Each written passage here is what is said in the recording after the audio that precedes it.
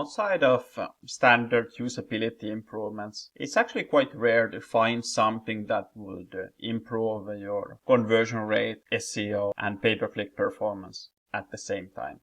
But today I'm going to go through one of those things, and then I'll share how that actually works on all of these three areas. Before we start, if you don't know me yet, I'm Samuel Larsen, founder of CROGurus.com, where we regularly help 7- and 8-figure e-commerce store get the most out of their existing traffic. Now, let's start with the PPC part here and seeing how we actually improve this by improving our landing pages. So first, we have something called keyword relevance. And here, if we make the page more relevant to the keyword, you will get a higher quality score, which means that not only Google is likelier to show this to you as a searcher, but you are also going to get a discount for your clicks.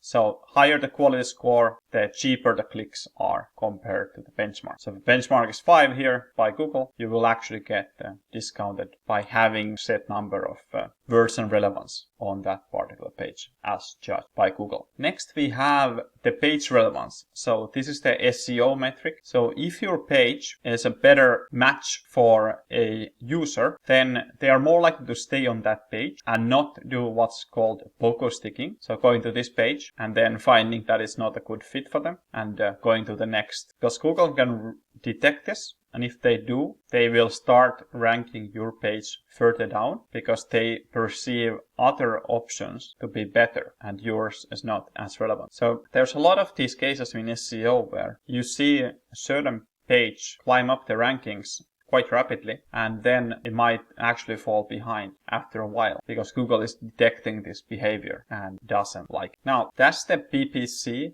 and the SEO part. How does that impact the CRO then? Well, if you have a page that is a great fit from the headline and content perspective, then people are less likely to bounce as well. And I will show you some examples. And if they are less likely to bounce, then usually, not always, they'd also be more likely to purchase. So what we are looking at today is specifically collection landing page. So if you have a search such as buy home gym equipment, here you have a clear buying intent with the buy and you have a clear category here, home gym equipment. It is not a specific product and it's not a specific store. So here the category pages would be the ideal match from a Google's perspective, this kind of search query. Here already we have some sponsored ads here on the very top. We have a quick map and then we have the organic searches here way below. And here both of them are its own unique competition. So on the paid ads you have the quality score competition. So you are judged by your user experience, how likely they are to stay on that page, etc. Your relevance to keyword, how relevant the content is perceived to be. And then of course the expected click-through rate of the ads as well. So if the ad is attractive, then Google is more likely to get money out of it. And here on the organic side,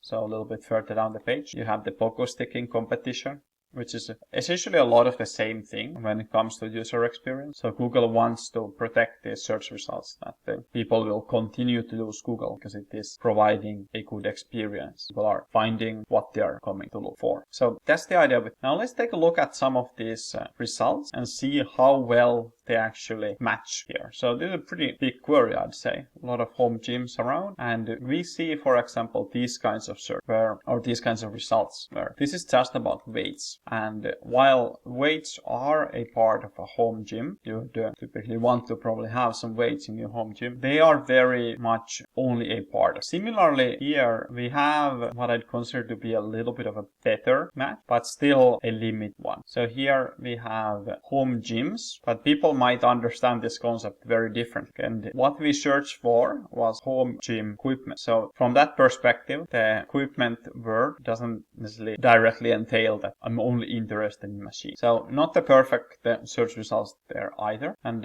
then you start getting a little bit better here. So here's Amazon with their gym weights, slightly better overall weight page, I would say, than just the free weights. You start having benches, etc., which could be a little bit more in line with the actual search query. There's some machines here. Then you can get a little bit better from here by narrowing it down. So here That's a home gym equipment, where now you start having a lot of different types of stuff here. So a little bit better, but as you can still see, this is just a search query page. So something that comes from Amazon, they start ranking these search query pages. Somebody has searched for it. So not exactly a greatest of things, really, because you still have the 10,000 results. That's a lot of items to go. So there's a better way, and here I have a couple of examples of actually great landing pages for this. So here it's a pretty general one actually. They don't have home gym equipment, they have home gym. Google is able to dissect between these two. Okay, this is the same kind of thing. And one thing that they do really well is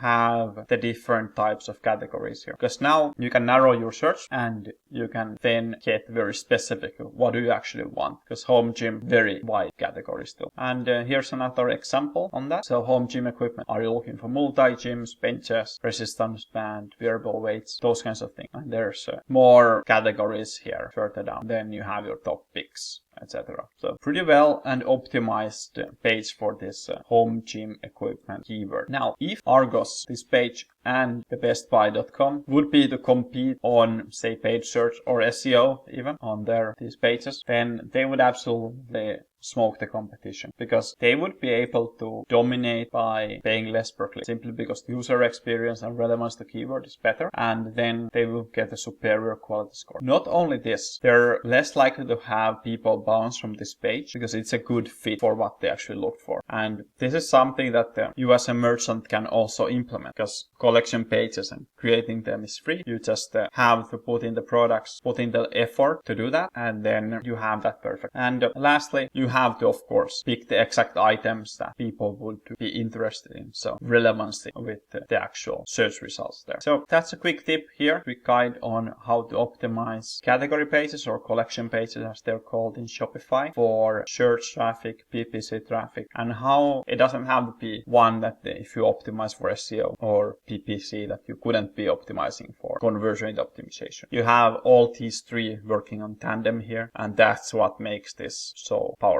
Okay, thank you for watching. Make sure to subscribe to the channel for more similar high quality content focused practical videos, and like this one if you found any value out of it. Thank you for watching. I'll see you on the next one. Cheers.